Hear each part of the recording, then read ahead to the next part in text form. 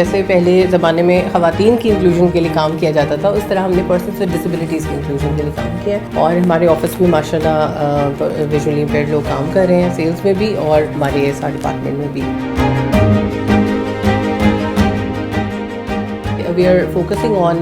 लो cost housing. तो हमने ये किया कि जो हमारा टैगलाइन है वो है 5,000 में ज़मीन, कि आप मंथ में अगर इफ़ यू कैन सेव 5,000 तो आप अपनी प्रॉपर्टी बना सकते हैं।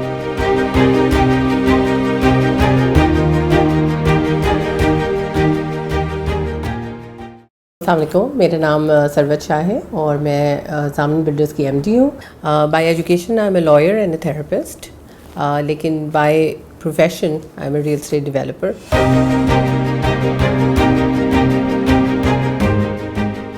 मेरा थेरेपी से जो ताल्लुक़ है तो मैं पर्सन्स विद डिसेबिलिटीज़ के लिए कुछ ना कुछ करती रहती थी पहले, लेकिन जो हमारा कंपनी का CSR है उसके थ्रू इसकी एक्सपेंशन हुई और हमने जो मेन हमारा एरिया है वो ब्लाइंड यानी विजुअली इम्पेयर्ड लोगों का एरिया चूज़ किया। और फिर हमने उनकी सिर्फ ऐसे नहीं कि उनको हम चैरिटी कर दें या कोई अमाउंट दे दें और वो लोग खुद करें, बल्कि हम इसमें फुली इन्वॉल्व हो गए। और मेरा क्योंकि पर्सनल इंटरेस्ट था तो now I am the chairperson of Binai education foundation now,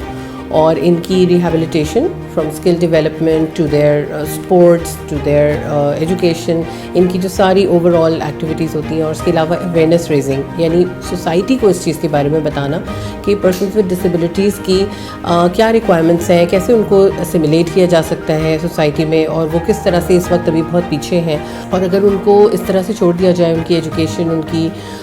work inclusion ना की जाए तो वो एक माशरे के ऊपर बोझ बन जाते हैं एक तरह से। तो इस चीज़ को हम कवर करने की कोशिश कर रहे हैं और जितना ज़्यादा इसमें डीपर जा रहे हैं उतना ज़्यादा इसमें काम करने का मौका मिल रहा है।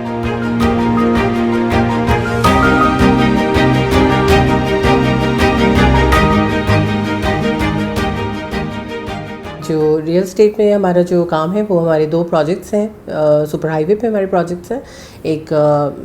हम सोल्ड आउट कर चुके हैं और अब हमारा फ्लैगशिप प्रोजेक्ट ज़ामिन टाउन के नाम से इस वक्त वो मार्केट हो रहा है। We are focusing on low cost housing, और ऐसे लोग जो आज तक घर नहीं बना पाते, हमने इस तरह की स्कीम एक तो निकाली जो कि लो कॉस्ट हाउसिंग है, प्लस इसका जो पेमेंट स्ट्रक्चर है वो इस तरह का है, क्योंकि आमतौर पर हम देखते हैं बहुत जगह पे छोटे प्लॉट्स और लो कॉस्ट हाउसिंग के नाम पे बहुत सारी स्कीम्स आती हैं, लेकिन उनका पेमेंट स्ट्रक्चर ऐसा होता है कि आप जो बंदा कम कमा रहा है, जो लो कॉस्ट स्कीम का टारगेट पॉकेट है, वो उसको अफोर्ड ही नहीं कर सकता। तो हमने ये किया कि जो हमारा टैगलाइन है वो है 5,000 में ज़मींदार, कि आप मंथ में अगर इफ़ यू कैन सेव 5,000 तो आप अपनी प्रॉपर्टी बना सकते हैं। तो this is something that is unique about our project, कि हम लो कॉस्ट हाउसिंग को उसकी ट्रू स्पिरिट में लेकर आना चाहते हैं।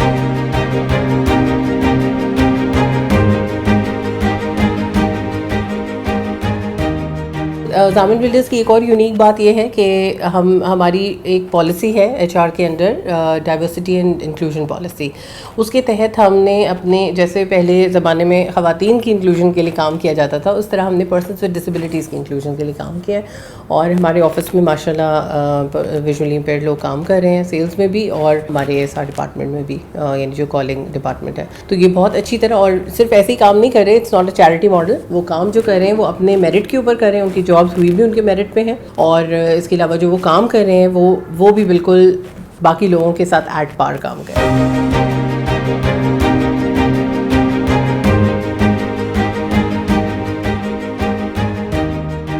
रियली अल्हम्दुलिल्लाह आई हैव बीन लकी, कोई ऐसी हरासमेंट मैंने नहीं फेस की, और आई फील माई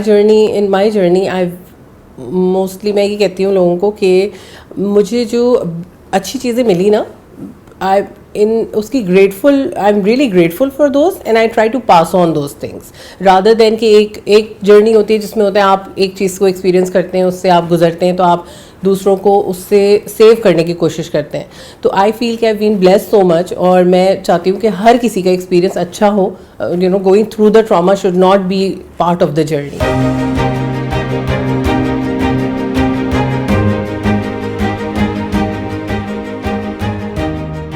अच्छा, जर्नी में आप देखिए शुरू से वही बात होती है कि एक पॉजिटिव माइंडसेट के साथ सबसे पहले तो पेरेंट्स होते हैं जो कि माइंडसेट देते हैं, जो सपोर्ट देते हैं, कॉन्फिडेंस देते हैं कि आप सब कुछ कर सकते हैं, जो चाहे पढ़ सकते हैं, जिस फील्ड में चाहे जा सकते हैं।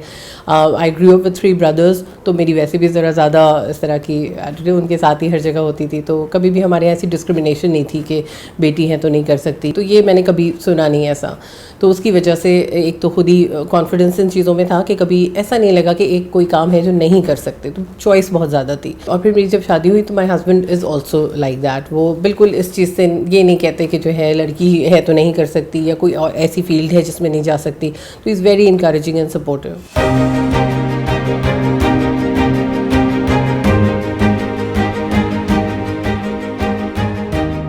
क्योंकि एज अ थेरेपिस्ट मैंने बहुत ज़्यादा लोगों के साथ काम किया और उनकी डीपर और बहुत पर्सनल इश्यूज़ को देखा है, तो आई फील कि